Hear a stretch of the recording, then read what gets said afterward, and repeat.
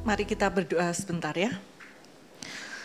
Terima kasih Bapak yang sungguh baik, kami mengucap syukur untuk anugerah yang Tuhan sudah berikan. Terima kasih Bapak untuk pengurapan yang Kau berikan kepadaku untuk aku menyampaikan kebenaran firman Tuhan. Engkau yang Roh Kudus, Kau yang memberikan roh hikmat dan pewahyuan buat setiap yang mendengar kebenaran firman Tuhan ini.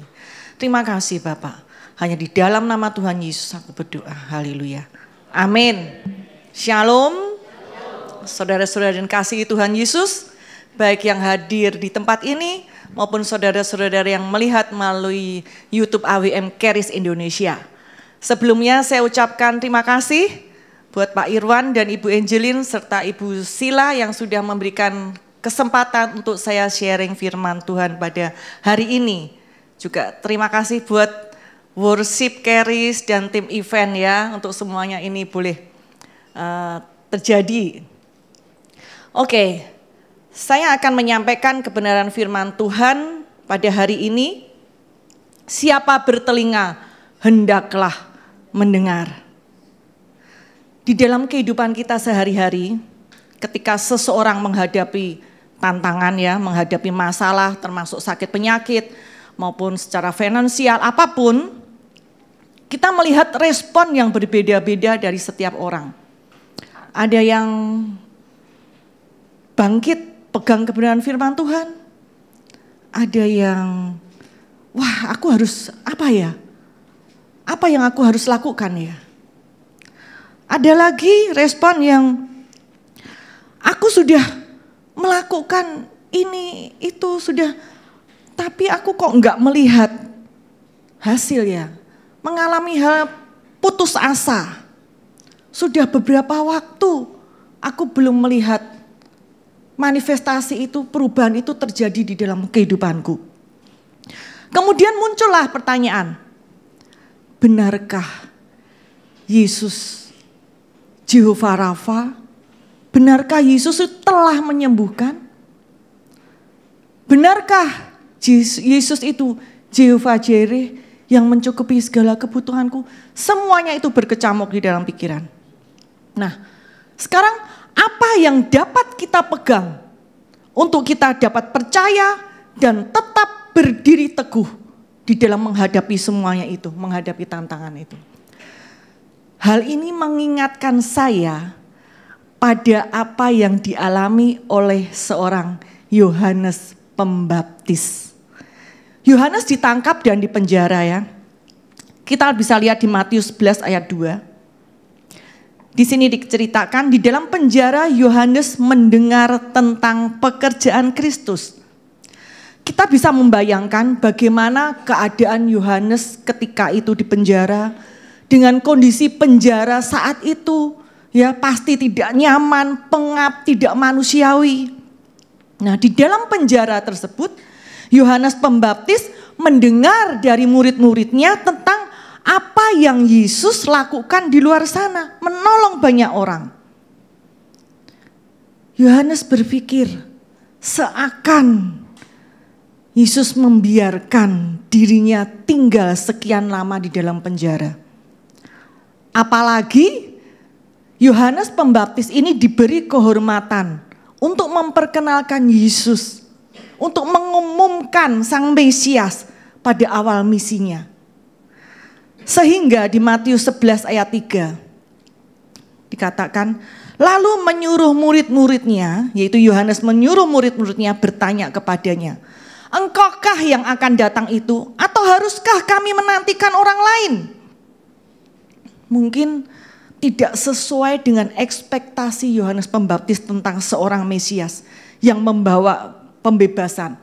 Karena saat itu di dalam penjajahan Romawi ya, yang sama pola pikir banyak orang saat itu seperti itu. Situasi, kondisi yang membuat Yohanes itu hampir putus asa. Di sini kita melihat muncul keraguan di dalam diri Yohanes tentang Yesus. Sehingga mulai bertanya-tanya dan menyuruh muridnya bertanya kepada Yesus. Kita lihat jawaban Yesus di Matius 11 ayat 4. Yesus menjawab mereka, pergilah dan katakanlah kepada Yohanes apa apa yang kamu dengar dan kamu lihat.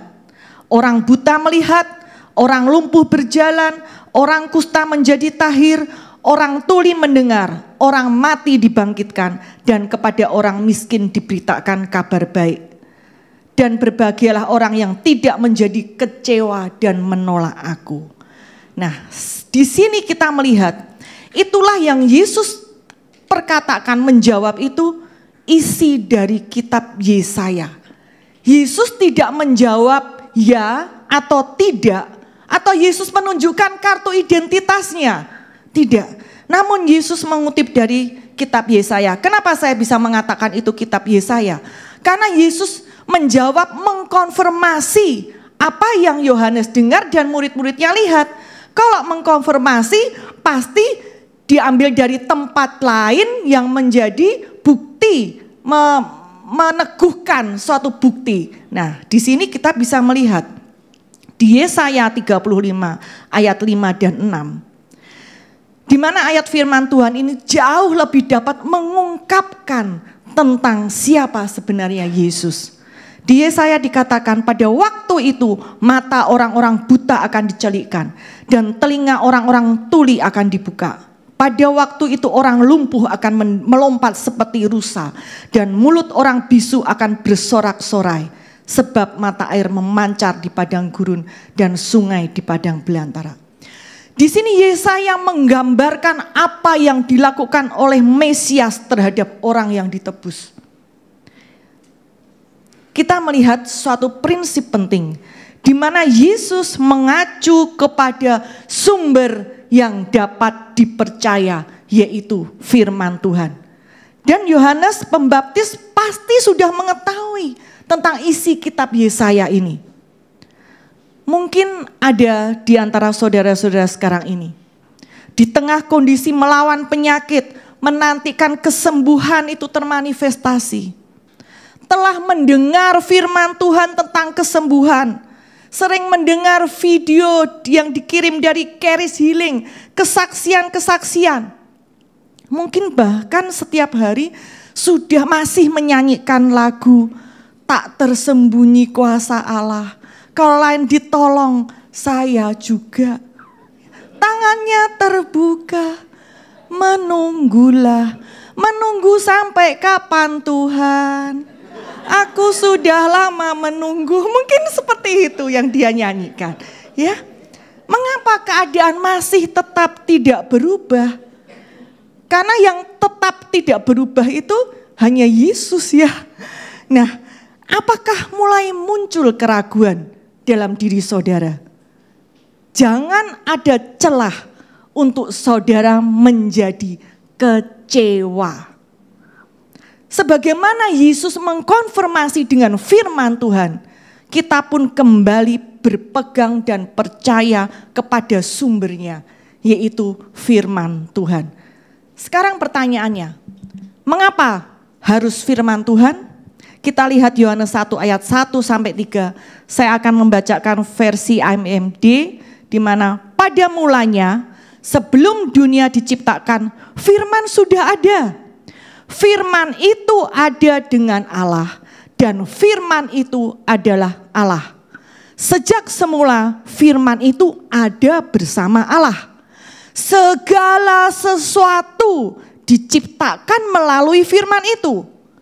Dan tidak ada satupun dari semua ciptaan Allah yang diciptakan tanpa Dia. Inilah sumbernya. Pribadi Allah dan firman itu tidak dapat dipisahkan. Karena firman itu adalah perkataan Allah, perkataan yang keluar dari mulut Allah. Sekarang kita akan flashback ya. Flashback sejenak ke awal penciptaan. Di mana nanti saudara bisa baca sendiri di rumah di kitab Kejadian satu pasal itu. Saudara bisa baca di rumah. Di mana ketika Tuhan menghendaki bintang di langit, maka Tuhan berfirman kepada cakrawala, jadilah benda-benda penerang. Ketika Tuhan menghendaki ikan di laut, Tuhan berfirman kepada air, hendaklah berkeriapan makhluk hidup. begitu pula ketika Tuhan menciptakan segala jenis makhluk hidup, ternak, binatang melata, binatang liar, Tuhan berfirman kepada bumi. Tuhan pun berfirman ketika Tuhan menghendaki tumbuhan berbiji, semua jenis pohon berbuah-buahan, Tuhan berfirman kepada tanah. Nah, ikan akan mati jika terpisah dari air, karena itu sumbernya yang menopang hidup. Begitu pula binatang-binatang di darat, tidak dapat dipisahkan dari bumi. Begitu pula tumbuhan berbiji, berbagai pohon jenis buah tidak dapat dipisahkan dari tanah. Dari ini yang kita sudah baca ini, kita melihat suatu prinsip dalam penciptaan bahwa semua makhluk ciptaan ditopang oleh dari mana ia berasal. Artinya mereka tidak dapat terpisah dari yang menopangnya, karena hal itu berhubungan dengan kehidupan mereka. Nah, begitu pula ketika Tuhan itu menciptakan manusia. Di Yohanes 4 ayat 24 firman Tuhan katakan, Allah adalah roh. Karena Allah adalah roh, maka di Kejadian 1 ayat 26, yang berasal dari Tuhan ketika Tuhan berfirman kepada dirinya sendiri. Ya. Tuhan berfirman kepada dirinya sendiri, di situ dikatakan pakai kata kita, itu Bapa, ya, Anak, yaitu Firman dan Roh Kudus. Di mana dikatakan bahwa Allah itu adalah roh, dia berfirman kepada dirinya sendiri ketika menciptakan manusia. Jadilah manusia itu roh, roh manusia menyatu dengan rohnya Allah. Itulah yang dikatakan segambar. Dan itulah normalnya manusia. Saya garis bawahi, normalnya manusia itu rohnya menyatu dengan Allah. Karena itu desain awal Tuhan menciptakan manusia. Dan mereka hidup di dalam penyediaan Tuhan di Taman Eden. Kita melihat kerjasama yang luar biasa. Kerjasama firman dan roh itu mentransformasi debu tanah menjadi manusia yang hidup. Dan rohnya itu segambar dengan Allah. Nah, pribadi Allah, firman Allah inilah. Dan roh inilah sumber dari hidup manusia. Ketika Tuhan berfirman kepada dirinya ketika menciptakan manusia, disitulah yang harus kita pahami. Sehingga manusia tidak dapat hidup lepas dari yang menopangnya. Yaitu firman, perkataan Allah, roh Allah. Ini suatu prinsip penting yang harus kita pahami dan kita ketahui. Dan di Matius 4 ayat 4, apa yang tadi kita sudah baca dari kebenaran firman Tuhan, oleh karena itu Matius 4 ayat 4 firman Tuhan Yesus menjawab, ada tertulis, manusia hidup bukan dari roti saja, tetapi dari setiap firman, rema di sini, yang keluar dari mulut Allah. Saya akan bacakan Yohanes 6 ayat 63 versi bahasa Indonesia masa kini. Yang membuat manusia hidup ialah roh Allah. Kekuatan manusia tidak ada gunanya. Kata-kata yang kukatakan, yaitu rema, kata-kata yang kukatakan kepadamu ini adalah kata-kata roh Allah dan kata-kata yang memberi hidup. Ingat tadi ya, ciptaan tidak dapat terpisah dari yang menopangnya. Karena berhubungan dengan kehidupan. Kita pun tidak dapat terpisah lepas dari firman Tuhan yang adalah Allah. Perkataan Allah sendiri, sumber dan asal manusia diciptakan. Kita lihat Ibrani 1 ayat 3. Firman Tuhan katakan di sini sangat jelas. Ia adalah cahaya kemuliaan Allah dan gambar wujud Allah. Dan menopang segala yang ada dengan firman-Nya yang penuh kekuasaan. Di sini jelas dikatakan ia yaitu Yesus adalah cahaya kemuliaan Allah. Yesus adalah gambar wujud Allah dan menopang segala sesuatunya dengan perkataannya yang penuh kekuasaan. Sekali lagi, karena firman Tuhan itu perkataan Tuhan, maka kita harus mendengar.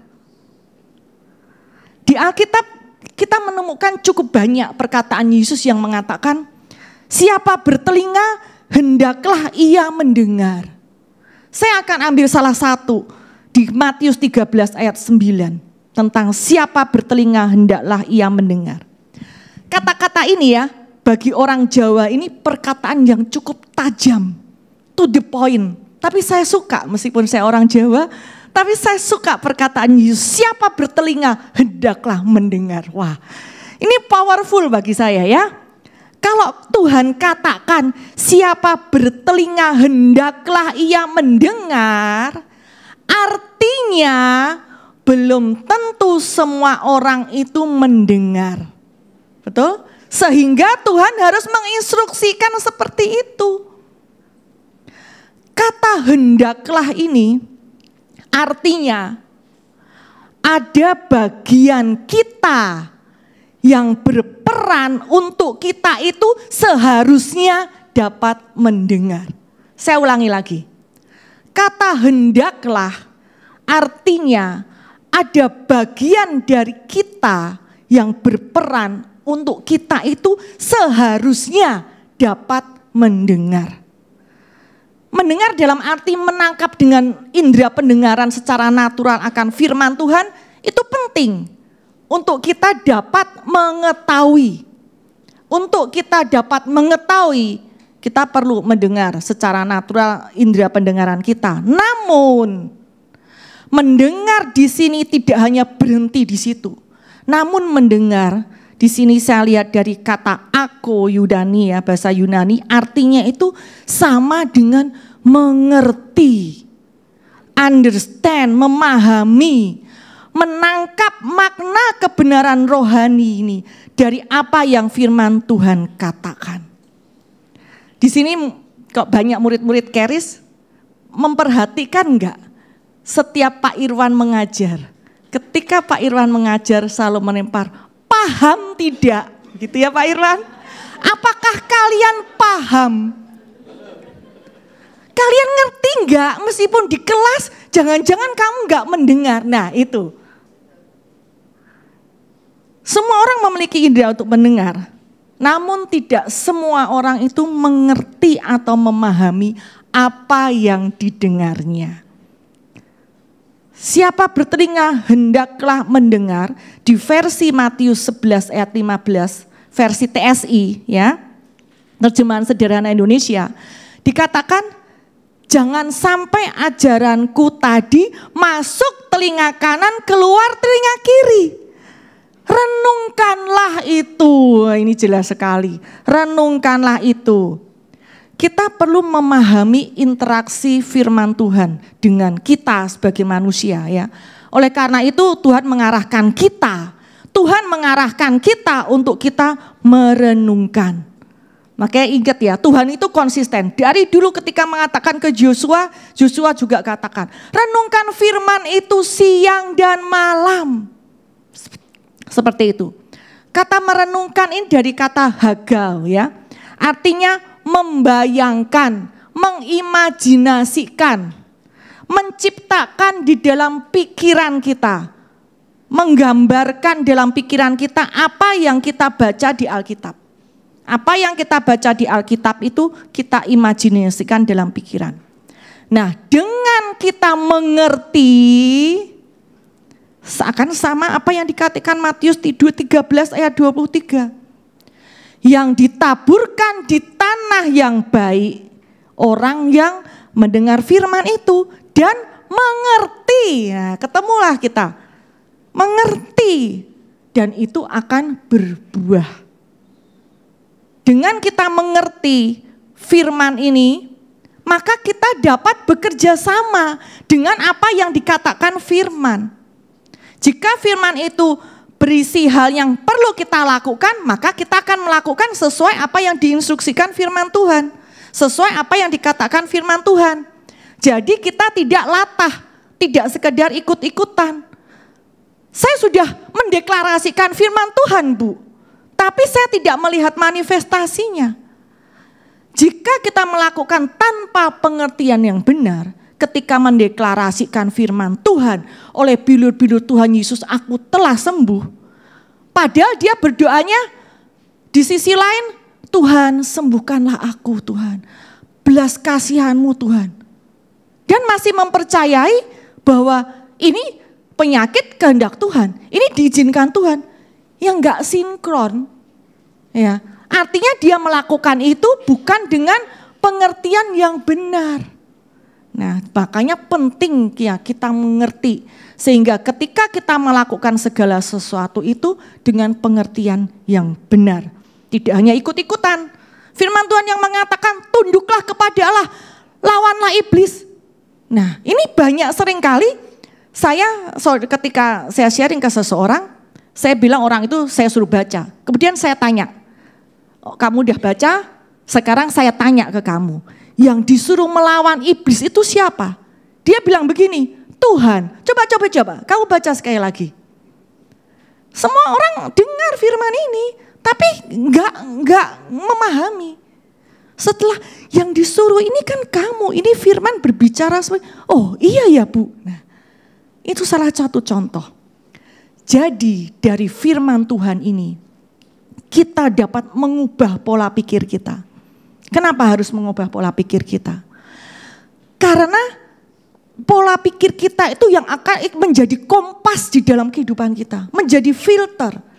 Kita bisa tahu warna merah karena sebelumnya kita sudah tahu, punya panduan dari awal mengenal warna. Oh yang merah itu seperti itu, hitam seperti itu. Ketika dihadapi berbagai macam warna, kita bisa mengidentifikasi, oh ini merah, oh ini hitam. Begitu pula di dalam kehidupan kita.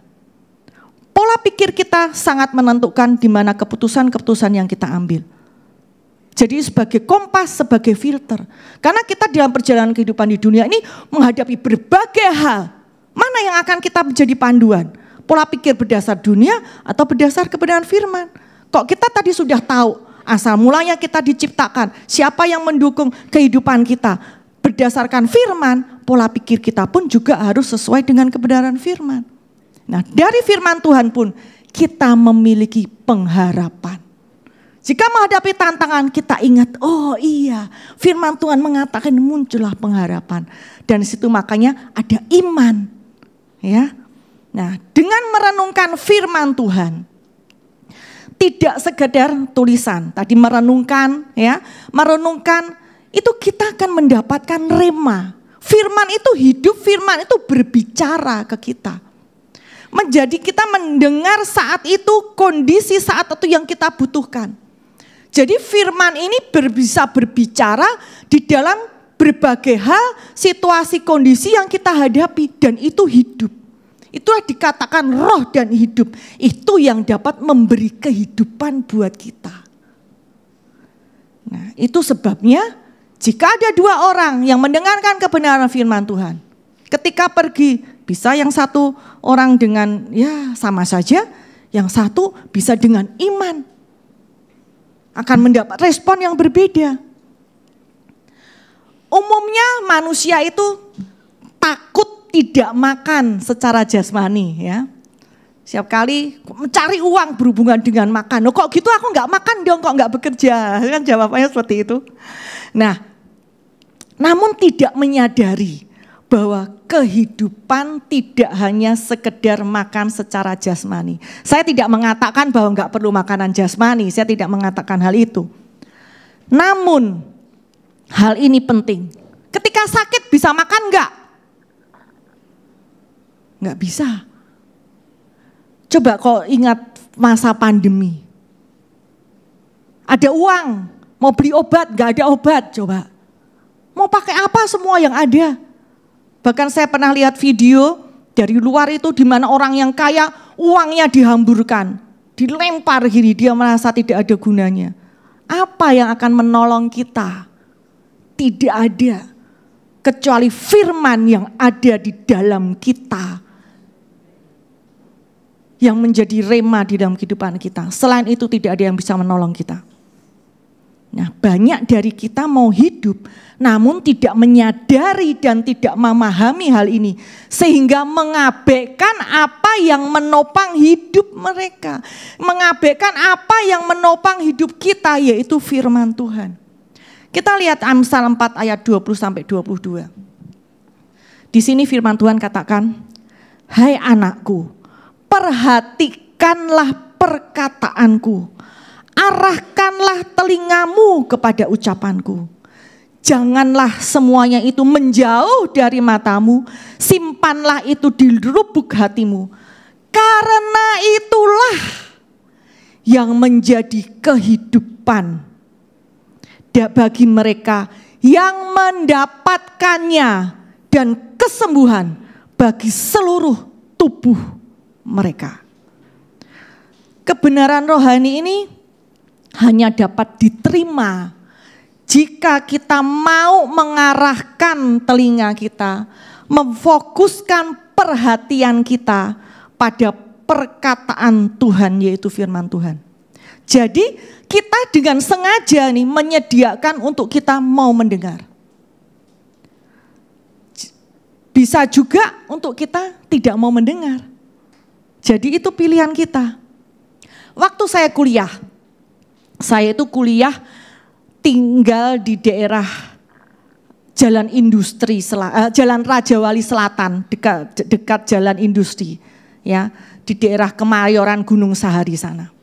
Saya itu dititipkan oleh orang tua saya ke tante saya, ya. Jadi saya menumpang di rumah tante saya di daerah Jakarta Pusat itu. Rumahnya itu di pinggir rel kereta api. Kalau kita lihat sekarang ini kondisinya sudah ada pelebaran jalan. Jadi lumayan ada jarak dibanding dulu pada tahun 86 saya ke Jakarta untuk kuliah. Bisa dibayangkan itu? Setiap berapa menit bunyi sirine pintu kereta. Neng, neng, neng, neng, neng, neng. Nggak lama kereta jalan. Berapa menit lagi, neng, neng, neng, neng, neng. Saya pertama kali saya cukup shock dalam hati, waduh. Ini setiap berapa menit begini. Apalagi ini saya kuliah di kedokteran gigi, perlu banyak waktu untuk saya belajar. Saya harus fokuskan pikiran, perhatian pada apa yang saya pelajari. Untuk tidak memperhatikan dan tidak fokus dengan suara bising sirene pintu kereta maupun suara kereta itu ketika lewat. Tidak memungkinkan saat itu saya untuk pindah. Karena anugerah Tuhan saya bisa menyelesaikan kuliah. Tidak memungkinkan saya bisa pindah. Nah, hal itu tidak hanya dalam hitungan hari, bulan, minggu saya di situ. Bertahun-tahun sampai saya lulus 5 tahun. Artinya saya harus konsisten. Saya harus komitmen. Sampai lulus saya harus memfokuskan pikiran perhatian saya pada isi buku tebal di hadapan saya. Bukan fokus pada suara sekeliling saya. Begitu pula di dalam perjalanan kehidupan kita. Di dalam kita menghadapi tantangan, apakah yang kita mau tetap fokuskan pikiran dan percaya pada kebenaran firman Tuhan, atau kita mau terusik dialihkan dengan kebisingan yang ditebarkan di sekeliling kita ini? Apa kebisingan yang ditebarkan sekeliling kita? Fakta yang kita hadapi yang bertentangan dengan kebenaran. Ingat gak firman Tuhan katakan gini, berjaga-jagalah, iblis berjalan berkelilingnya seperti singa yang mengaum-ngaum. Apa ini? Iblis menebar ketakutan dengan aumannya. Ketika mendengar, apa itu auman iblis menebar ketakutan? Ketika kita mendengar diagnosa dokter akan vonis penyakitmu. Ketika kita mendengar hal-hal yang kita rasakan, yang kita lihat secara fakta. Ya itulah tebaran auman yang membuat kita takut. Dari ayat Amsal ini mengatakan jika kita lihat Amsal tadi ya, kita menemukan bahwa ada hubungan antara fokus pikiran kita untuk kita mendengar kebenaran firman Tuhan dengan kehidupan kita serta kesembuhan ke seluruh tubuh kita. Maka dikatakan di ayat tadi, karena itulah yang menjadi kehidupan bagi mereka yang mendapatkannya. Apa arti mendapatkannya? Yang memahami, yang mengerti akan hal itu. Ingat ya, sekali lagi, waktu penciptaan firman Tuhan mengatakan perkataan Tuhan dan roh itu mentransformasi debu tanah menjadi manusia yang hidup. Firman Tuhan yang adalah roh dan hidup yang sama, itulah yang mentransformasi, yang terus berbicara dan terus hidup, mentransformasi kehidupan setiap kita. Firman Tuhan itulah perkataan Allah. Itu pun yang harus kita perkatakan pada tubuh kita yang sakit, pada setiap permasalahan kita. Dia harus tunduk pada kebenaran firman. Karena firman itu berbicara secara hukum seperti orang di pengadilan yang saya waktu sharing lalu pernah saya katakan itu seperti sidang gitu ya. Ini semua sudah ada hukumnya. Engkau tidak kamu itu ilegal. Engkau harus tunduk pada firman, pada perkataan Allah itu. Nah, itulah yang harus kita perkatakan, itulah yang perlu kita sepakat. Di Matius 8 ayat 5 sampai 8 dan 10 sampai 10:13. Ini saya tidak bacakan semua ya. Nanti saudara-saudara bisa baca secara lebih terinci, lebih detail lagi. Di sini menceritakan ketika Yesus masuk ke Kapernaum, datang seorang perwira mendapatkan dia dan memohon kepadanya, "Tuhan, hambaku terbaring di rumah karena sakit lumpuh dan ia sangat menderita." Nah, Yesus berkata, "Aku akan datang menyembuhkannya." Tetapi perwira itu berkata, "Tuan, aku tidak layak menerima Tuhan di dalam rumahku. Katakan saja sepatah kata, maka hambaku itu akan sembuh."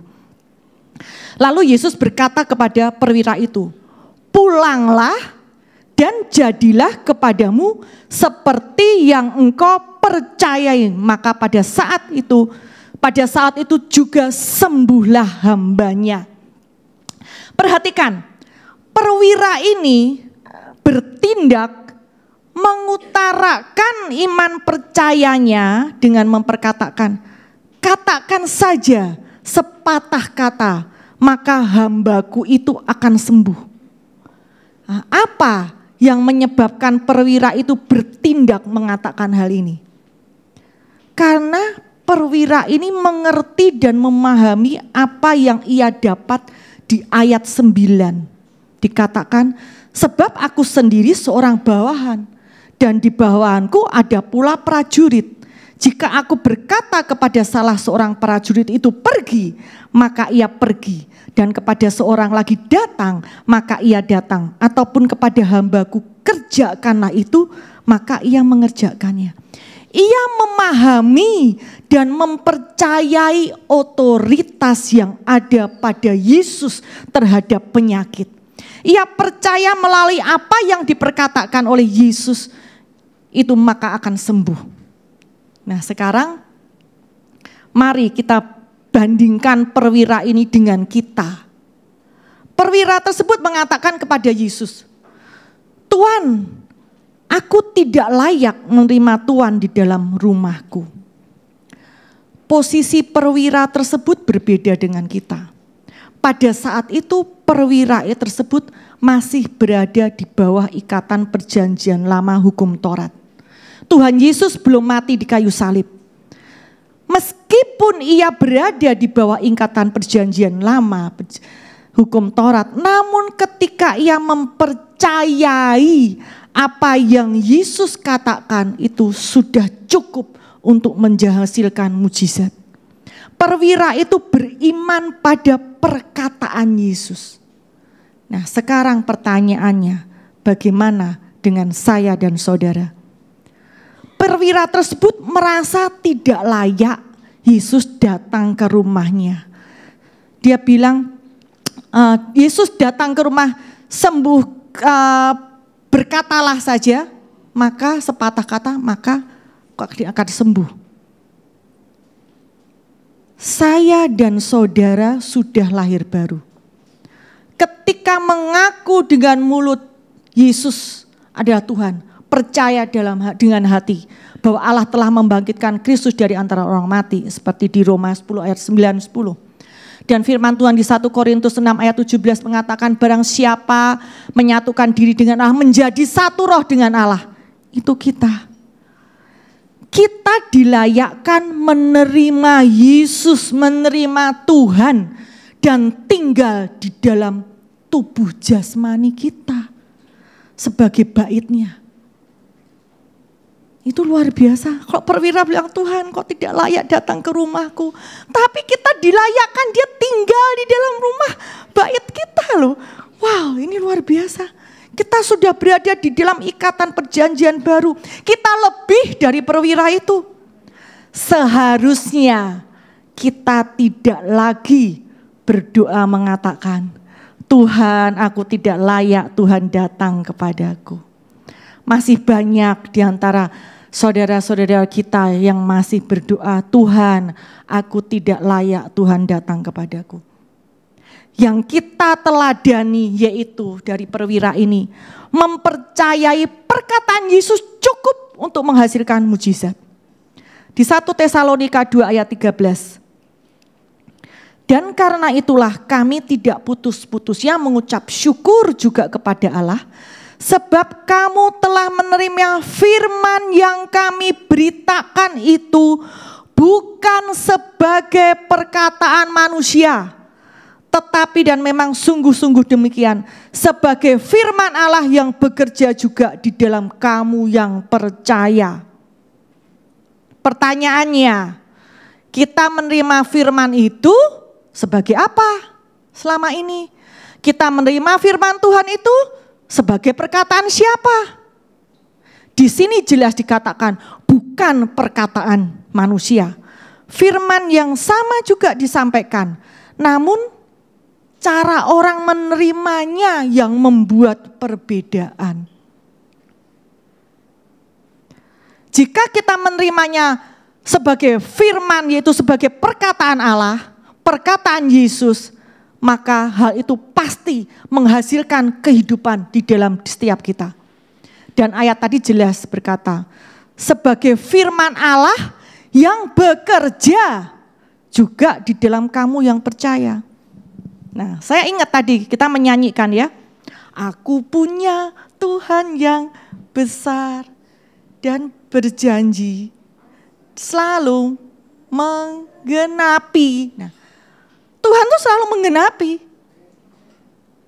Kalau itu tidak ada hasil, bukan karena firman Tuhan tidak bekerja, bukan Tuhan tidak menggenapi, namun penghalangnya yaitu dari pihak kita, tidak percaya. Karena tadi dikatakan, sebagai firman Allah yang bekerja juga di dalam kamu yang percaya.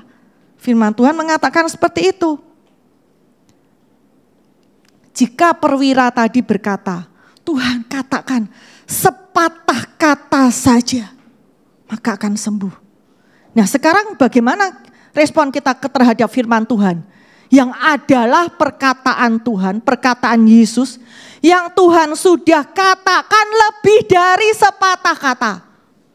Berbagai ayat, berbagai kata-kata, banyak kalimat. Nah itu pertanyaannya perlu kita renungkan. Itu melebihi. Itu sungguh powerful ini. Ya, kalau kita renungkan dan kita memahami. Tuhan katakan sudah lebih dari segalanya. Yesus berkata di 1 Petrus 2 ayat 24, oleh bilur-bilurku kamu telah sembuh. Bahkan sudah dinubuatkan ribuan tahun yang lalu di Yesaya 53 ayat 4 dan 5. Ya, di situ terjadi pertukaran di kayu salib. Yesus sudah menanggung dosa pelanggaran kita. Membereskan semua produk dosa, kutuk sakit penyakit, semua ditimpakan Yesus. Ketika kita berbicara tentang kesembuhan, ketika semua berbagai masalah, kita tidak bisa lepas dari karya Yesus sempurna di kayu salib. Jadi jangan bosan-bosan ketika saya menyampaikan, selalu menyinggung hal itu. Itu yang tidak bisa dilepaskan. Jika ada intimidasi dosa, Yesaya 43 ayat 25, saya bacakan di versi bahasa Indonesia masa kini. Namun aku Allah yang menghapus dosamu, aku mengampuni engkau karena begitulah sifatku. Aku tidak mengingat-ingat dosamu. Jelas ini. Tadi seperti yang Pak Robert ketika perjamuan kudus, enggak perlu mengingat-ingat. Jadi fokuslah pada apa yang Tuhan Yesus sudah selesaikan di kayu salib. Banyak kesaksian-kesaksian tentang kesembuhan yang kita dengar, bahkan seluruh dunia bisa dari YouTube, Charis Healing, banyak itu kesaksian-kesaksian. Hal ini sama ketika Yohanes mempertanyakan tentang Yesus.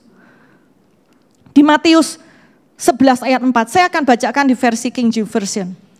Jesus answered and said unto them, go and shew John again those things which ye do hear and see.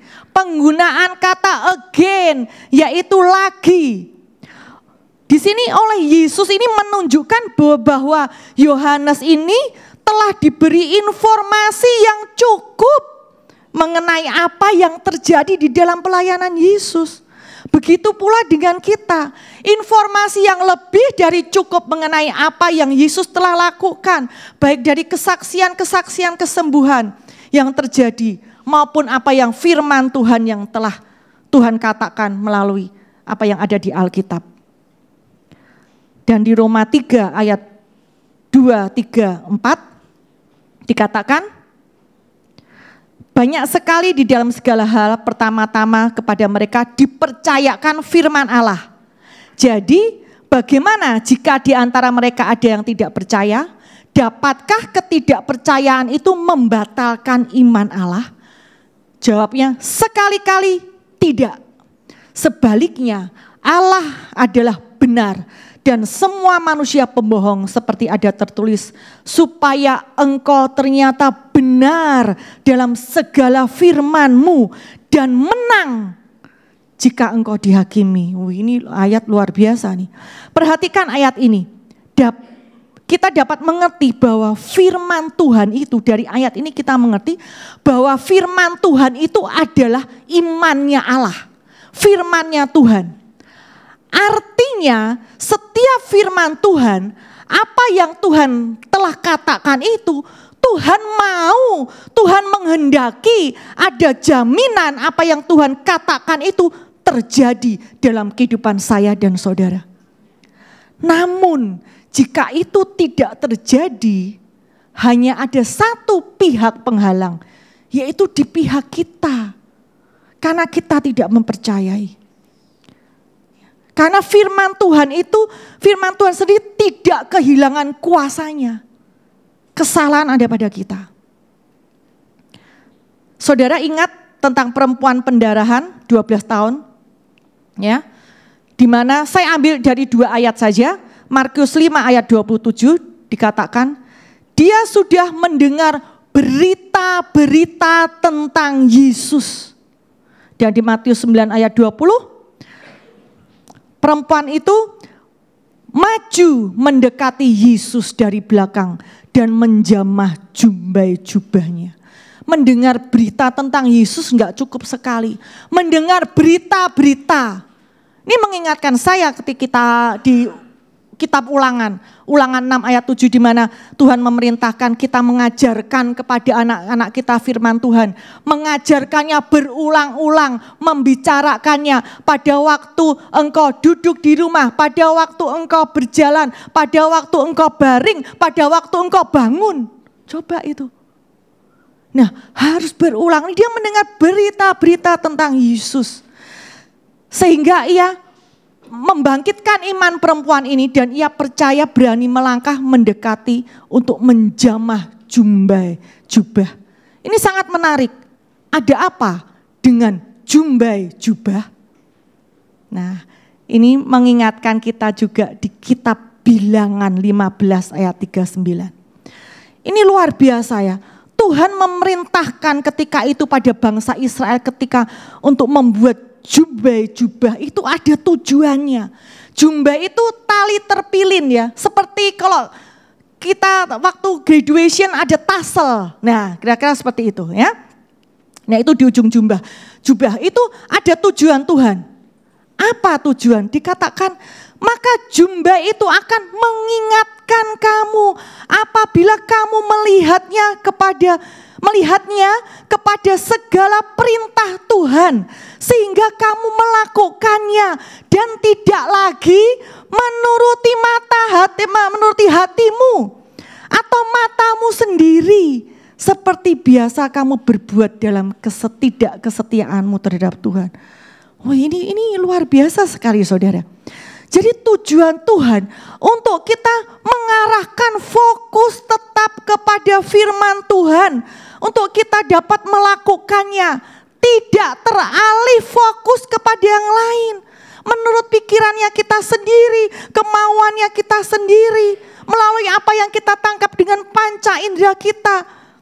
Teralihkan dengan fakta yang kita lihat tapi tetap fokus pada kebenaran apa yang Tuhan katakan. Tuhan mengarahkan konsisten dari awal, dari dulu sampai sekarang. Terus Tuhan bawa fokus kita kepada dirinya, perkataannya. Dan di setiap firman Tuhan yang disampaikan, kalau kita berdoa, dengan mudah ya kita mengatakan amin, amin. Tetapi apakah benar kita mempercayai dan kita mengerti ketika kita katakan amin itu? Mari kita lihat 2 Korintus 1 ayat 20, saya bacakan versi AMD. Karena semua janji Allah telah terpenuhi dalam Kristus dengan ya. Karena itu kita berkata amin melalui Kristus untuk kemuliaan Allah. Kata amin adalah kata yang paling luar biasa. Kata universal ya. Yang berarti yakin atau sungguh-sungguh. Suatu ekspresi kepercayaan dan keyakinan yang mutlak bahwa semua janji Allah ini telah terpenuhi dalam Kristus. Dan yang luar biasa ya, ini kata universal, saya lihat semua bersama. Dari bahasa Ibrani, bahasa Yunani, bahasa Inggris, bahasa amin, amin, amin. Ini enggak cuma sekedar kata. Kita lihat Wahyu 3 ayat 14. Dan tuliskanlah kepada malaikat jemaat di Laodikia, inilah firman dari amin, saksi yang setia dan benar, permulaan dari ciptaan. Amin adalah nama Yesus Kristus sendiri. Dan kebenaran itu sendiri. Jadi itu nama yang powerful. Bagaimana mungkin kita mau menerima semua janji-janjinya Tuhan, semua yang telah dipenuhi dalam Kristus, namun kita menolak pribadi tersebut yang memiliki nama amin, yaitu Yesus Kristus yang selalu kita sebut amin, amin. Nah, suatu hal yang luar biasa. Perlu semua orang mendengar. Perlu semua orang di seluruh dunia ini yang mengatakan amin dalam setiap doanya. Harus mengenal siapa yang dia katakan. Selalu sebut amin itu seorang pribadi. Pribadi yaitu Tuhan sendiri, yaitu Yesus. Itulah kebenaran itu sendiri. Hal itu yang luar biasa yang harus kita tangkap dan kita pahami. Bagi semua saudara yang belum lahir baru, dimanapun semua berada, jika saudara mau kehidupan sesungguhnya, jika saudara mau roh saudara menyatu dengan roh Tuhan sebagai sumber hidup saudara, dan saudara mau mengenal pribadi yang selama ini saudara selalu sebut dalam doa saudara dengan amin, tidak lain dan tidak bukan adalah Yesus. Saudara dapat mengakui dengan mulut saudara bahwa Yesus adalah Tuhan. Dengan hati saudara percaya bahwa Allah telah membangkitkan Yesus dari antara orang mati, maka saudara tersambung dengan sumber kehidupan itu. Dan saudara tidak akan mengalami kematian selama-lamanya. Dan membawa saudara mengenal Dia lebih dekat dan lebih intim. Bagi kita semua yang sudah lahir baru, sudah menyatu dengan Roh Allah, itulah hidup normal kita. Sebagai manusia roh, sesuai dengan desainnya Tuhan. Kita berada di habitat yang sesungguhnya. Habitat normalnya kita diciptakan oleh Tuhan, yaitu habitat kerajaan Allah. Meskipun kita masih berjalan di muka bumi ini.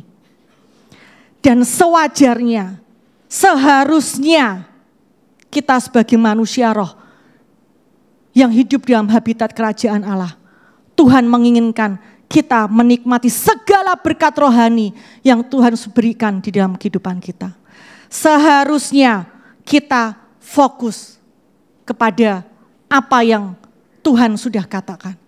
Mari kita belajar, kita berjalan dengan mendengar tuntunan Roh, yaitu percaya dan mendengar tuntunan Tuhan melalui kebenaran firman Tuhan yang adalah roh dan hidup itu. Amin. Mari kita berdoa. Terima kasih Bapak, aku mengucap syukur buat setiap kebenaran firman-Mu. Aku berhenti berbicara, namun Engkau Roh Kudus terus berbicara pada setiap anak-anak-Mu, semua yang mendengar kebenaran firman ini. Aku percaya firman yang tabur pada hari ini tidak akan kembali dengan sia-sia. Terima kasih Bapa, di dalam nama Tuhan Yesus aku berdoa dan mengucap syukur. Haleluya. Amin. Tuhan Yesus memberkati. Terima kasih banyak Ibu Heni yang telah memberkati kita semua lewat kebenaran firman Tuhan. Kami sangat diberkati, jadi kami tidak hanya mendengar tapi harus mengerti supaya berbuah. Amin. Bagi saudara yang rindu untuk mendengarkan kembali pengajaran hari ini maupun sebelumnya, baik itu devotion, healing, ataupun kesaksian-kesaksian, saudara dapat mengunjungi YouTube channel kami di AWM Charis Indonesia dan dapat mengunjungi sosial media kami yang tertera di layar. Kami menginformasikan bagi saudara yang mempunyai pergumulan dan ingin didoakan, saudara dapat menghubungi melalui WhatsApp di nomor yang tertera di layar dari hari Senin hingga Jumat, dari jam 10 pagi sampai jam 4 sore. Charis Bible College sudah membuka pendaftaran untuk siswa baru tahun 2025. Bagi Bapak, Ibu, teman-teman yang rindu mengalami terobosan di dalam hidupnya, saya sangat menganjurkan untuk mendaftar. Pada kesempatan ini juga kami ingin menginformasikan sekaligus mengundang Bapak dan Ibu untuk mendukung pelayanan Andrew Wommack Ministry Indonesia sebagai partners dengan memberikan donasi yang mendukung bukan hanya untuk kegiatan ministry ini saja, tapi juga untuk perluasannya. Kami rindu untuk membawa pesan Injil anugerah dan kasih Allah yang tidak bersyarat kepada seluruh masyarakat di Indonesia. Untuk informasi mengenai partners, dapat mengunjungi website kami di awmindonesia.net atau Anda dapat mengunjungi booth partners yang berada di depan pintu masuk. Sekarang saatnya kami memberikan kesempatan kepada Bapak dan Ibu untuk memberikan persembahan untuk mendukung acara healing ini. Sebelum kita memberi persembahan, saya akan bacakan satu ayat firman Tuhan yang terambil dari 2 Korintus 8 ayat 9. Saya bacakan ya. Karena kamu telah mengenal kasih karunia Tuhan kita Yesus Kristus, bahwa Ia yang oleh karena kamu menjadi miskin, sekalipun Ia kaya, supaya kamu menjadi kaya oleh karena kemiskinannya. Saudaraku, semua berkat yang kita miliki itu datangnya bukan dari usaha dan kekuatan kita, tapi datangnya dari anugerahnya melalui Tuhan kita Yesus Kristus. Mari kita berdoa. Tuhan Allah Bapa bertahta dalam kerajaan surga, Tuhan Yesus, kami mengucap syukur kami punya Allah yang sungguh baik, Allah yang selalu ingin memberkati kami, dan Allah yang selalu sayang kepada kami semua. Kami mengucap syukur Tuhan, kami diberikan kesempatan untuk menabur untuk pengerjaan Tuhan di tempat ini. Kami rindu banyak kami di luar sana yang mengalami perjumpaan pribadi dengan Engkau Tuhan, dan mengalami pengenalan akan Engkau lebih dalam lagi, sehingga kehidupan mereka lebih diberkati, mereka mengalami kesembuhan, dan mereka mengalami hidup berkelimpahan oleh iman kepada Kristus Yesus. Terima kasih Tuhan. Kami juga mengucapkan berkat buat para partners yang sudah mendukung pelayanan ini Tuhan. Sebagai rekan kerja dan sahabat-Mu Tuhan, Kau akan singkapkan rahasia-rahasia kepada mereka Tuhan, supaya segala usaha pekerjaan dan keluarga mereka semakin diberkati dan semakin menjadi berkat. Terima kasih banyak Tuhan. Kami naikkan doa dan syukur kami hanya di dalam nama Tuhan Yesus Kristus, Allah yang hidup, Allah yang sekali-kali tidak pernah meninggalkan kami. Haleluya. Amin. Demikian ibadah healing hari ini telah selesai. Terima kasih, Tuhan Yesus memberkati. You want me.